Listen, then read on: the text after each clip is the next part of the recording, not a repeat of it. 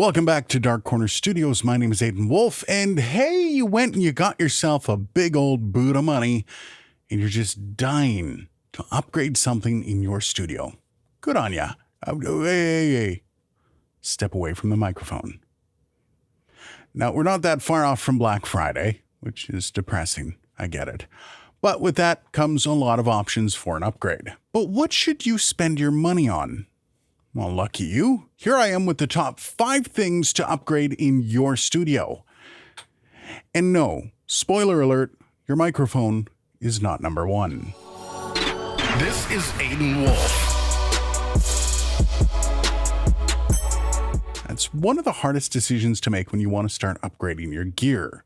Now, for the sake of this list, we're going to assume everything is working well in your setup and there's no real major pressing needs. Nothing's blown up, at least. What do you go for when you have a few extra bucks? Well, see if this helps. Okay, then, let's get right into it. Coming in at number 5 is, well, your boom arm.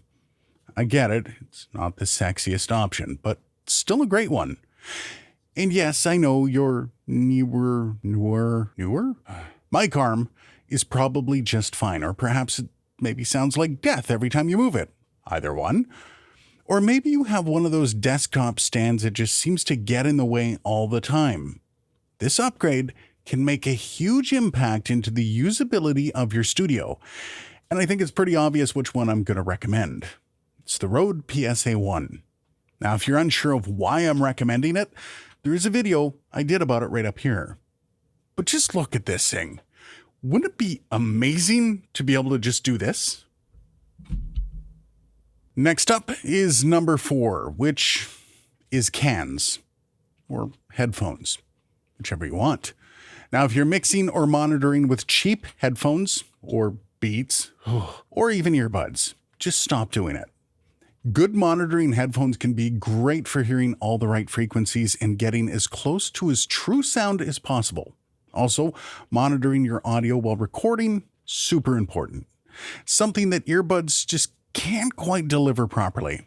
Now, the reason you should not be using regular headphones like Beats is because they generally color the sound, and that is a bad thing when you're getting your audio to sound the way you want it to sound.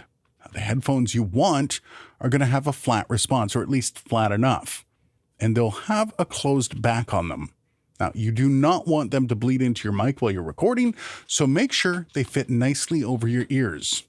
As for recommendations, well, I got big ears, and I use the Shure SRH 440s. They're a mid-range pair, and I gotta say, they're amazing. Now, I don't like too soft of an ear cup as they can disintegrate after using them for any length of time.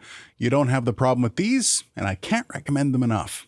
But I'm also going to include a few other similar options down in the video description in case you want a variety.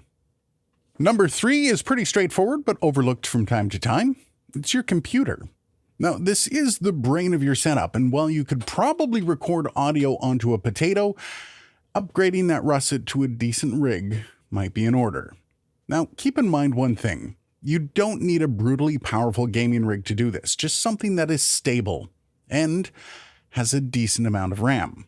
I did a computer build earlier this year, and I think I'm going to do another. The first one had some shoddy viewing angles. Having an upgrade for a computer can make the whole flow just so much smoother. And whether you're a PC or a Mac person, some of that older hardware might make it feel like it's treading water. That being said, you might not need a whole upgrade. Some older hardware is still quite good, but the RAM requirements have gone up over the years. Now, I recommend having a computer with at least 16 gigs of RAM. You can get by with 8, but you're going to be doing just that, barely getting by.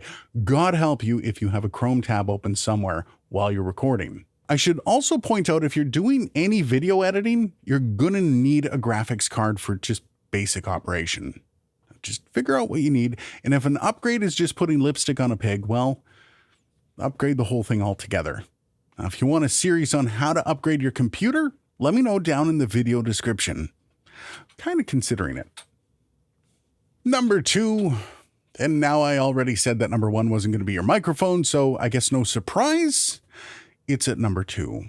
Now, unless you're rocking a $20 Radio Shack special, this is not going to be the bottleneck to your setup.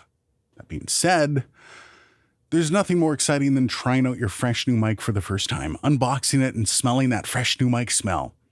It can add so much depth to your sound, and frankly, it's at the top of almost everyone's wish list. That being said, I would offer some caution. Try not to upgrade your mic, but look at expanding your collection instead. Microphones add a lot to your setup, and having spares can be super helpful, and they all have their own characteristics that they add to your audio. But the biggest warning of all, though, buying microphones can lead to gas or gear acquisition syndrome.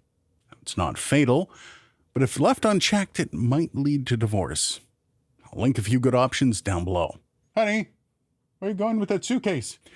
And finally, drum roll please, number 1. It's your interface. So why does this take first over a new microphone? Well, this can actually be a bottleneck for your studio. You see, these things are basically DACs, which are digital audio converters, and their quality is directly tied to how well they, DAC. Their preamps are also part of the issue, as cheaper ones might get noisier with gain, causing issues with gain-hungry microphones. Not to mention all the expanded capabilities you can get as you climb up the product chain. While a new mic might sound super exciting, a new interface might actually be a better investment across the board, especially if you're rocking an entry-level unit. The differences between a Behringer Q802 and a PreSonus AR8 was just massive. Steinberg UR44 versus the AudioFuse Studio, it's almost embarrassing. And to be honest, if you plan on upgrading mics to something like an SM7B anyways, maybe look into an interface that already has the gain to drive it, so you're not wasting money on fetheads or cloud lifters. So if you're already spending a fair chunk of change, that might be the first place I drop it. So that's it. That's the 5 best upgrades you can make to your studio. So what do you think? Did I miss anything? Let me know down in the video description. As always, you can check out the links down there as well, all in support of the channel. And of course, I do have a link to my Patreon, which I'm still trying to figure out exactly how I should configure it. If you have any ideas, let me know. But for now, if you want to buy me a cup of coffee a month, that's the best way to start. Thanks for watching. If you liked the video, please gently destroy that like button. But if you really liked it, there is yet another button that you might be keen on pressing. Cheers, and I'll see you in the next video.